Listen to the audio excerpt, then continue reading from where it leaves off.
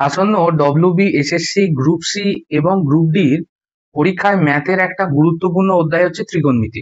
এখন আমরা যে ট্রিক্সটা আমাদের চ্যানেলের মাধ্যমে জানাবো, সেখানে অঙ্ক না কষে সঠিক উত্তরে তোমরা দাগ দিতে পারবে।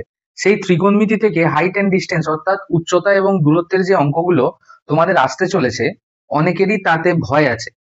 এখন আমরা যে ট্রিক্সটা আমাদের চ্যানেলের মাধ্যমে জানাবো, সেখানে অঙ্ক না কষে সঠিক উত্তরে তোমরা দাগ দিতে পারবে। কি রকম দেখো, এই অঙ্কগুলোর একটা প্রধান বিষয়বস্তু হচ্ছে সমকোণী ত্রিভুজ। এই সমকোণী ত্রিভুজটা তুমি আঁকবে প্রথমে। এই সমকোণী ত্রিভুজের এইটা হচ্ছে 90 ডিগ্রি সমকোণ। আমরা যদি ত্রিভুজটাকে নাম দিই এ বি সি, তাহলে এই বি কোণটা হচ্ছে সমকোণ।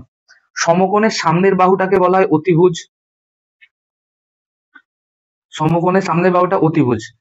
আর যে দুটো কোণ বাকি থাকলো, সেই দুটো কোণে দু রকম মান থাকতে পারে। যদি আমরা ধরে নিই এটা 30 ডিগ্রি, এইটা যদি আমরা ধরে নিই 60 ডিগ্রি, তাহলে যদি তোমাদের অঙ্কে এইরকম একটা ছবি এসে দাঁড়ায়, তাহলে তোমরা সাইন থিটা ট্যান কিচ্ছু মান মুখস্থ না করে সঠিক উত্তর কি করে দেবে? দেখো, যদি এই বাহুটার মান হয় এ, যদি এই বাহুটার মান হয় অর্থাৎ 60 ডিগ্রির সামনের বাহুটার মান হয় a√3, যদি 90 ডিগ্রির সামনের বাহুটার মান হয় 2a, তাহলে 30 ডিগ্রির সামনের বাহুটা হবে a।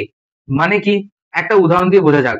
ধরে নাও 90 ডিগ্রির সামনের যে বাহুটা আছে তার মান হচ্ছে 20 মিটার, তাহলে 30 ডিগ্রির সামনের বাহু যেটা আছে তার মান কত হবে?